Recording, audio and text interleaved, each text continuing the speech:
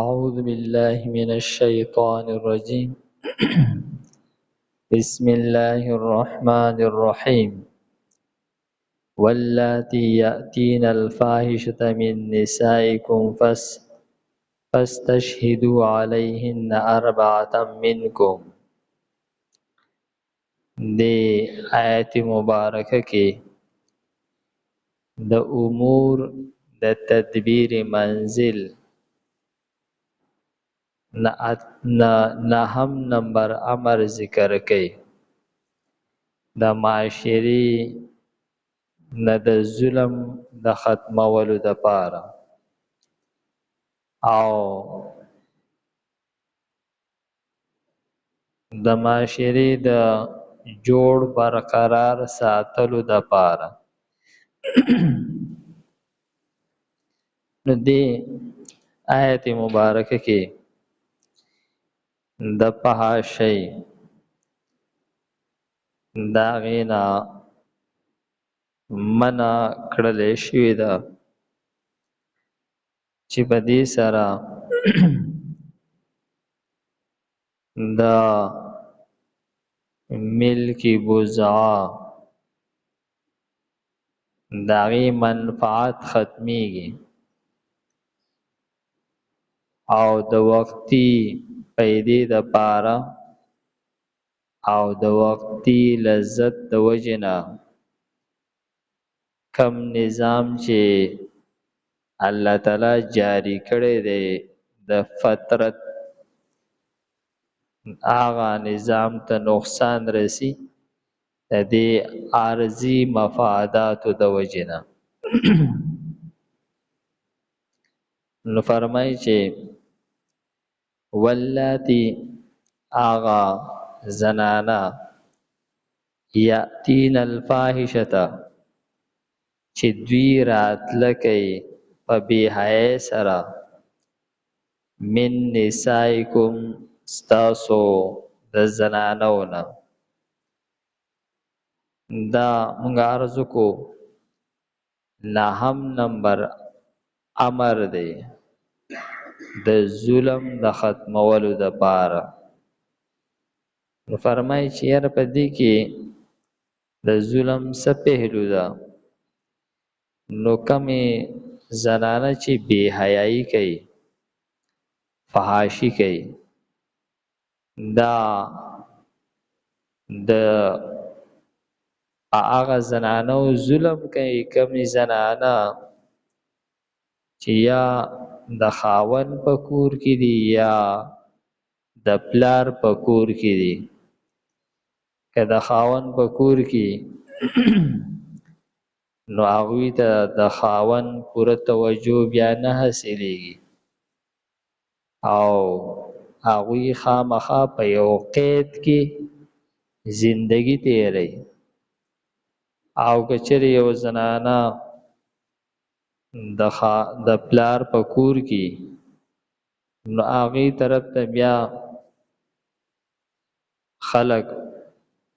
د بوج د وجې نه تن نه ایږدي. یو شی چې تا ته په اسانۍ میلاویږي نو د بوج د چوتولو بیا څه ضرورت دی. نو دې د وجې نه کمې زنانه چې فحاشي کوي دا په ټولو زنانو باندې ظلم کوي او د دوی د دغه فحاشۍ د وجې نه د ډیرو زنانو کورونه تباه او بربادي. د ډیرو زنانو د کورنۍ حالات هغه په اور کې ګرځېدلي. نو ځکه یې فحاشي چې دا هم په هغه اسبابو کې شامل کړله د کمو اسباب د وجې نه چې په کور کې هغه ظلم او زیاتې پیدا کیږي. نو فرمایي که چېرې ستاسو زنانه بې حیایي وکړي فاستشهدوا علیهن اربعة منکم تاسو په دې باندې څلور ګواهان قایم کړئ. په دې ځای کې یو بل د ظلم د پکولو د پاره لسم حکم بیان شو چې بعض وخت کې ځینې خلک داسې ظالمانی چې په یو پاک دامنه زنانه باندې بهتان د فحاشۍ او د زنا ولګي او هغه مړه کي او په منځ کې هغې باندې هیڅ نه نو فرمایي چې داسې خبرې زما شک پیدا شو زما خیال داسې دی چې دا زنانه ټیک نه ده د کور نه سړی راووتو دا سړی په دې سیټ تیر شو دا خبرې دي چې د دې د وجې نه په یو زنانه باندې هغه حد نشي جاري کېدلی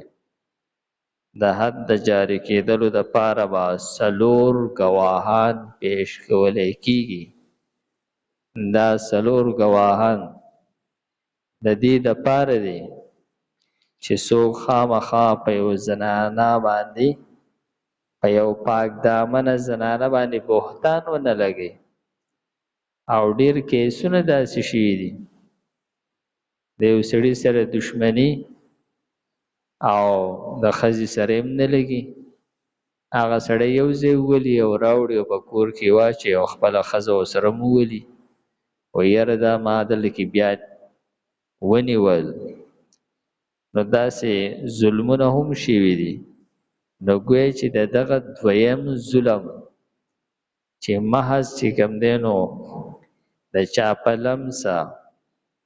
یا د خپل حرامیتوب د وجې نه یا په شکوک شبهات سره هغه په چا بهتان لګول فرمایي چې دا درست نه ده څلور ګواهان دې په هغې باندې پیش کړي فإن شهیدو نو که چېرې څلورو ګواهانو ګواهي ورکړله چې واقعي داسې موږ معامله لیدلې ده او داسې محض وهمي خبرې نه بالکل صراحتاً هغه ګواهي کول نو فرمایي چې فامسکوهن نو بیا ایثارې کوي دغه زنانو لره فی البیوت په کورونو کې بعض مفسرین فرمایي چې دا د زنا د حد د حکم راتلو نه مخکې دا حکم و بیا د زنا حد چې کله راغی نو دا آیت منسوخ شولو بعض مفسرین وایي چې نه یعنی د تحقیق کار دپاره به مخکې ایثارولی کېږي چې تر څو پورې دا فیصله پوره طور باندې سر ته نه رسېدلی د خبرې پوره تحقیق نه شوی یا که چېرې حمل جوړ شوی چې هغه وضع شوی نه او ماشوم 2 کاله پوره شوي نه نو دا ټولې خبرې په دې کې شامل دي نو فرمایي چې تاسو دوی په کورونو کې بیا ایثارې کوئ ګویا چې دا زنانه چې دي دا اوس بې اعتماده شوې نو دوی باندې دا اعتماد نه دی پکار چې دوی د کور نه بغیر د نارینه سره هغه وځي نو فرمایي دوی ایثارې کوي حتی یتوفاهن الموت د مرګه پورې او یجعل الله لهن سبیلا یا راوبسي الله تعالی د دوی دپاره لار یعنی دا یا د حد زنا د آیت نه مخکې نازل شو او بیا دغه قانون الله تعالی بیان کو او یاده ده چې مراد ته دغه دی دوی به ایثارې چې کله فیصله وشوله خبره واضح شوله بیا به د هغې مطابق عمل کولی کېږي واللاتی او هغه زنانا